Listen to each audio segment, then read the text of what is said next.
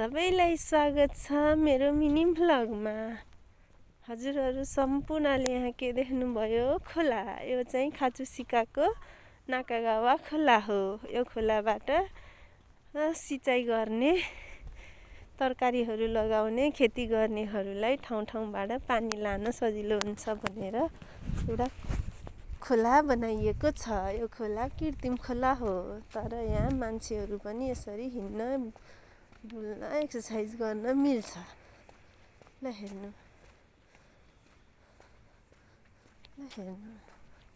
यस्तो न्यानो दिन परेको आज, हावा पनि लागेको छैन। ल हेर्नु कति राम्रो खोला। ल हेर्नु, खोला।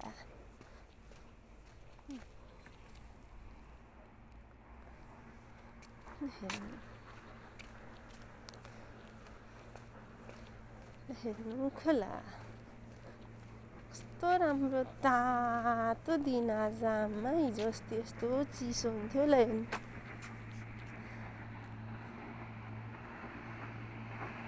खोला के भन्छ? मोटरबोट। मोटरबोट हेर्नु त कस्तो रमाइलो हुन्छ। आज यस्तो न्यानो दिनमा यस्तो मोटरबोटमा बसेर दौडिँदा। ल हेर्नु मोटरबोट। ल हेर्नु, यो चाहिँ टोकियोको सिन्कोइबाको खाचुसिका भित्रको एउटा नाकागावा खोला हो।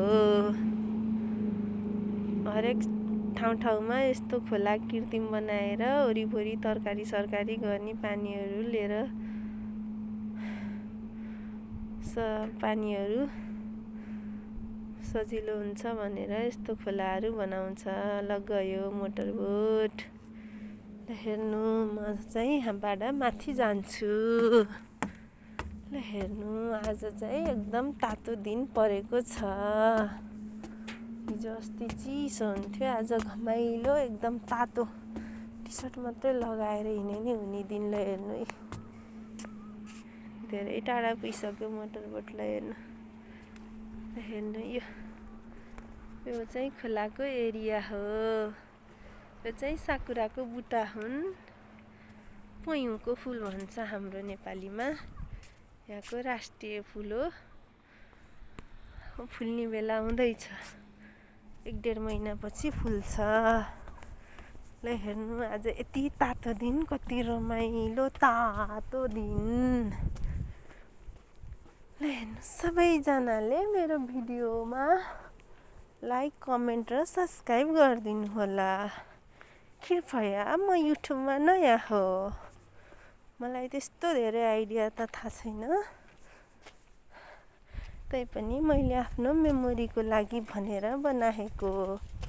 कृपया सबजनाले लाइक, कमेन्ट र सब्सक्राइब गरिदिनु होला। र आउँदै गरेको चुनावमा नेपालमा हरेकजनाले भोट चाहिँ घन्टीलाई हाल्नु होला। किनकि मलाई बालेन शाह प्रधानमन्त्री भएर देश चलाएको हेर्न ठुलो रहर छ।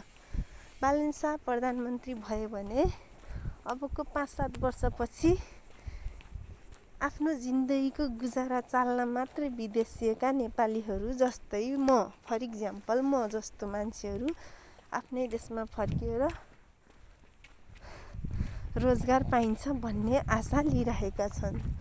जुन आशा मैले पनि लिइरहेको छु। त्यही भएर हरेकजनाले घन्टीमा भोट हाल्नु होला र बालेन शाह प्रधानमन्त्री भएको हेर्ने हो। तपाईँ जुनसुकै पार्टीको हुनु, भोट चाहिँ घन्टीलाई हाल्नु। यत्रो वर्ष एमाले, काङ्ग्रेस, माओवादीलाई भोट हालेकै हो। तिनीहरूले गरेको नि हेरियो। समय परिस्थितिको माग हो। अब सधैँ तिनै 3टा बुढाबाहरूलाई भोट हालेर देशको परिवर्तन भएन। अब देशको नेतृत्व युवाले गर्नुपर्छ। पढे लेखेको, भिजन भएको युवाले भनेर राष्ट्रिय स्वतन्त्र पार्टीमा सबै राम्रा उम्मेदवारहरू उठ्नु भएको छ। हो कतिपय नराम्रा उम्मेदवारहरू नि हुनु होला, तर धेरै जस्तो उम्मेदवार राम्रै हुनुहुन्छ। त्यही भएर भोट चाहिँ घन्टीलाई हाल्नु। र हाम्रो देशमा नि यस्तै विकास गर्नु पर्यो न, जापानका जस्तै विकास गर्नु पर्यो, अस्ट्रेलिया अमेरिका जस्तै विकास हुनु पर्यो।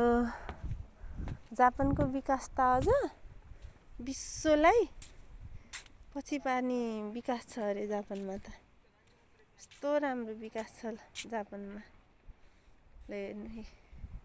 अर्काको देशमा यसरी रोजगार गरेर बसिन्छ, आफ्नै देशमा नि यस्तै रोजगार पाउने भए होइन। अर्काको देशमा जीविकोपार्जन गर्न किन आउनु पर्थ्यो?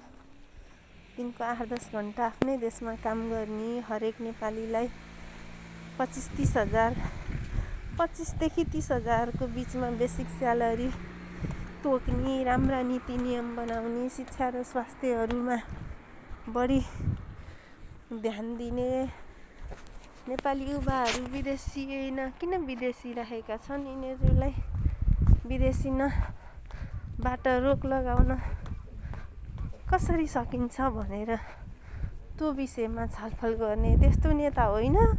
आफ्नो पार्टी बचाउने, आफ्नो सात पुस्तालाई कुम्ल्याउने, आफ्ना झोलेकर्ता पाल्ने, झोले कार्यकर्ता पाल्ने, अनि दुनियाँमै नभएको विकास मैले गरेछु भन्ने एमाले, काङ्ग्रेस त्यसै भन्ने, माओवादी त्यसै भन्ने।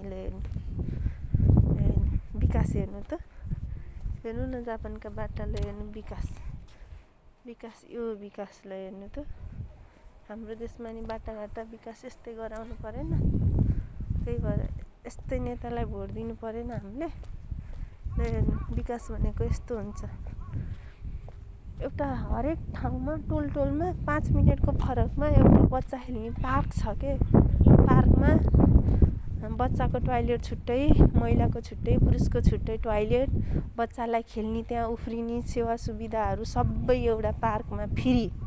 हरेक टोलमा 3-4 मिनटमा यस्तो टोकियोको यस्तो व्यस्त, यस्तो सडकमा नि यस्तो व्यस्त, यस्तो घरै घर, यस्तो ठाउँ नै छैन। यस्तो राम्रो ठाउँमा पनि ठाउँमा बच्चा खेल्ने ठाउँमा टोयलेट, हरेक सुपर मार्केटहरूमा सपिङ गर्न जाँदा पिसाब फेर्न पाइन्छ। सिस्टम हो के बनाउने, नीति